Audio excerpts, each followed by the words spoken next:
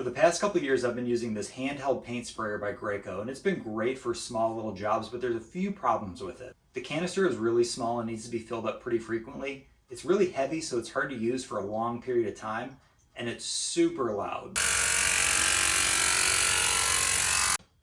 So I decided it was time for an upgrade. This is the InoKraft Maxpray M1, so let's test it out.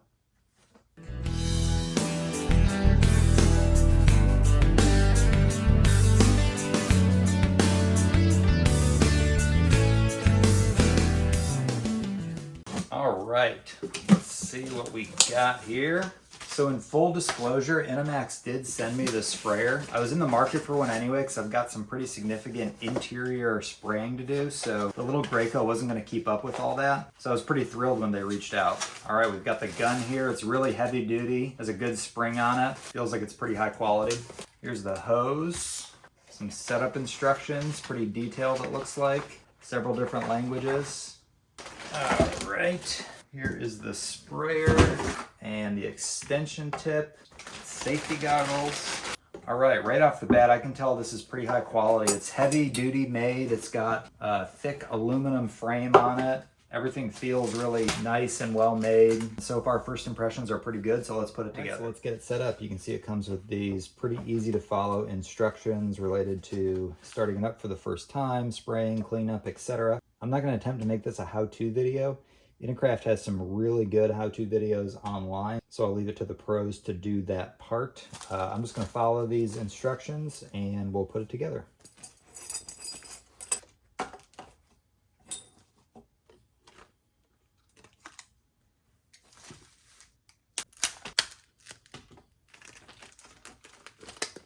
Doesn't appear to be a right or wrong end of this hose, so I'm just going to go with this side. Hopefully it's right.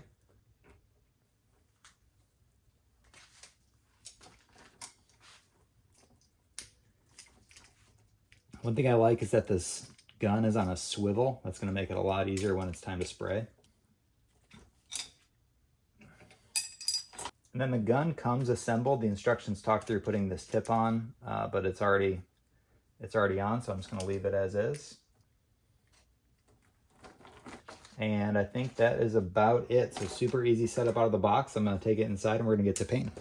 All right, actually I lied. I'm going to go ahead and get this primed and ready to go right here in the garage.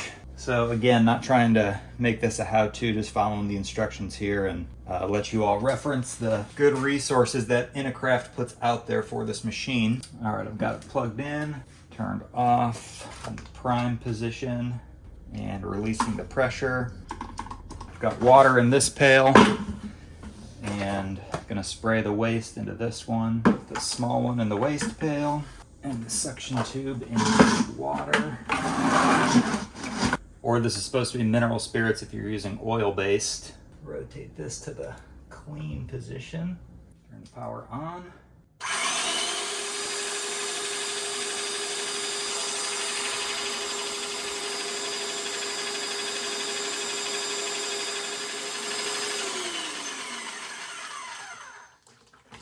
All right, so we've cleaned the tubes with water per the instructions. So now it says to prime the pump with paint, and I'm actually gonna go inside to do that part. All right, so we're inside. I'm gonna get this set up over on this side of the room. My waste pail, the sprayer, the paint. This is a gallon. We're doing about all the trim in here, so hopefully this is enough and I don't run out, but we'll see.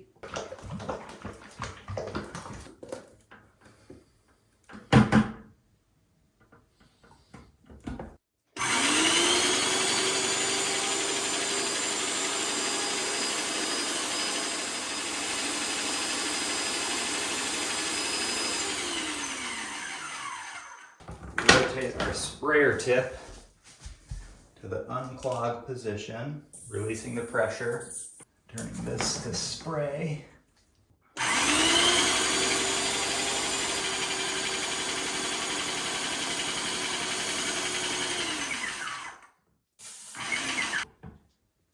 Attaching this. Rotate this to spray. It says we're ready to spray. Turn the pressure control knob to low spray. That's pretty good. That's on low. I'm going to keep that there to get started and just see how it does. All right, let's get to painting.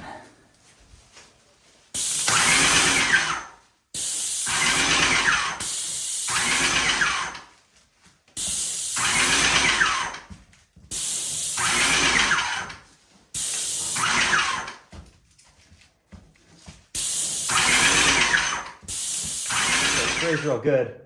I'm gonna come back and do another coat. I'm kind of figuring it out. I might be able to get some areas with just one coat. I didn't give myself a ton of room back here, but you know, obviously I'm gonna paint this wall. I'm gonna paint this wall here, so I'm not worried about the overspray, but you can see it's got a really good coverage. This is just the low spray, so if you're doing a big job, this thing's pretty powerful. Puts out a lot of paint pretty quick.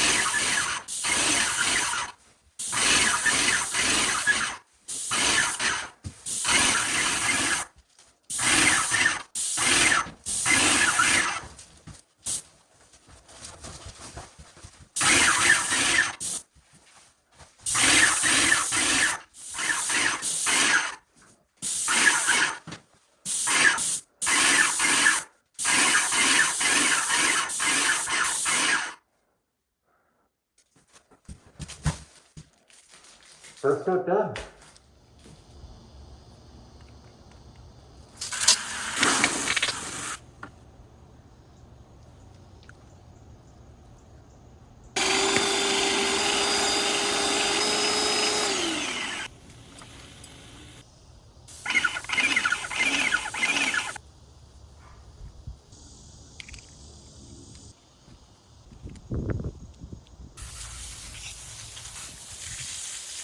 All right, so I've got the room all painted. I've got this sprayer cleaned up, and I've got to say I've been really happy with it. Let me go over some of the things that I really like and some of the things that I want you to be on the lookout for if you get the sprayer for yourself. First of all, I'm going to talk about the hose. The hose is really heavy duty and strong. It's meant to be stepped on, drug around a room, whatever it may be. I really like that it has a swivel here on the end. That makes using the gun really easy. It also makes it, when it's attached to the sprayer, really easy to move around the room without it getting too tangled up. It is a little bit rigid, and so some people might be used to using a flexible hose on an air compressor or something like that. It's a little bit more rigid than that, but it's definitely something that was a feature of this sprayer. Next thing I want to talk about is the gun. Like I said, when I first opened it up, it's pretty heavy duty. You can tell that it's well made, easy to use, you know, good squeeze action on it. This piece right here is really easy to go from unclog to spray. You can move it this way or that way for vertical or horizontal spraying. Really lightweight, so you can use it all day and not get tired. It was really easy to clean. These parts all come apart really easily and go back together. So that was a nice feature as well. As far as the sprayer itself, a couple things that stood out to me. The suction tube sits in this nice little cup here. It seems like a small little detail, but it's actually really helpful. Also, I think one of the nicest things about this sprayer is how easy it is to clean. This strainer screws right off, and this easy flow cap screws onto your garden hose and screws right in here. The one thing that would have been maybe a little bit nicer is if this had a swivel on it as well. I kind of had to turn the hose and keep like kind of twisting that hose to get it to fully tighten up, but once I did, it worked out great. You just turn it on and start cleaning it out. The sprayer itself is well made, good tubing, and you know, it's pretty heavy. You can feel that it's a good quality material. It's easy to use. There's basically 3 features down here at the bottom. You can adjust this to get the strength of spray you want, high spray, low spray, or it goes all the way into the prime and clean setting. Very easy to use. The prime and spray setting as well is easy to go back and forth on. A nice long handle here, and then it's got a prime valve down here that you press as well. Another thing I really like that I didn't really show this in the video are these 2 prongs back here. This holds the hose and the power cord nicely if you need to move around. It seems like a little detail, but came in really handy for me when I was actually leaving the room and had all these paint materials didn't want to get them all messy outside of the spray area. Another thing I really like are the instructions. The setup, it seems silly, but this was actually a big deal. This is kind of a, I don't know if it's plastic or just glossy or what, but I got it wet during the cleaning process and it's totally fine now. After using the sprayer a couple of times, I'm sure I'll have the hang of it and won't need these as much, but for startup, that was a nice feature. In addition, they're super easy to follow. You can go through and get spraying in just a matter of minutes, as you saw as I did this video. So everything you saw was first time for me right out of the box. I didn't do anything over, both from the unboxing and the setup all the way to the cleanup. So that was all just me using it raw for the first time, and next time I do it, things will just get easier and easier. I didn't have a chance to use the spray tip extension. Feels plenty strong, and I'm sure it's going to be a great feature for future jobs. And then some of the other accessories that it comes with, a couple of wrenches which came in handy, and a couple of cleaning brushes as well. These are just nice to have. I didn't use the goggles that it came with, but that was nice to have as well. So cleanup, again, it probably took a total of 10 or 12 minutes. It'll go faster the next time I do it. But that was another nice feature as well. One thing I didn't realize is how much paint this takes. I mentioned this at the beginning of the video that I didn't know if about a 3/4 of a gallon was going to be enough, and I did pretty much run out. I used all of that. What I didn't realize is how much paint it takes to fill up the tube and fill up the hose. And so by the time both those things were filled up, I was almost another quarter of the gallon away down. Also, this suction tube with the strainer stops working after there's only a couple of inches left in the gallon, and so I had to kind of dump the paint toward the corner to finish off my last couple of sprays.